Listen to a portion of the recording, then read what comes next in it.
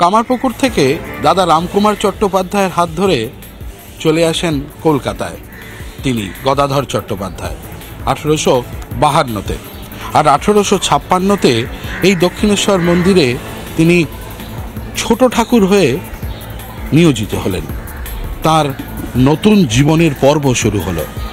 এই সেই ঠাকুরের সেই ঘর, যে ঘরে ঠাকুর থাকতেন, এবং সেই ঘরে একাধিক লীলা সাঙ্গ করেছেন ঠাকুর। এখানেই শ্রীমরচিত সেই কথামৃত, এখান থেকেই সৃষ্টি।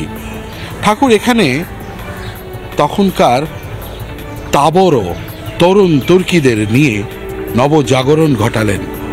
এই সেই দক্ষিণেশ্বর মন্দিরের পবিত্র স্থান, যেখানে ঠাকুর প্রায় দীর্ঘ 30 বছরের সময় কাটিয়েছেন। আর তার ঠিক উল্টো দিকে নহবতখানা। এই নহবতে থাকতেন মা শারদা, তার এই ছোট্ট ঘরখানিতে, যাতে ঠাকুরের সেবাতে কোথাও কখনো ত্রুটি না হয়।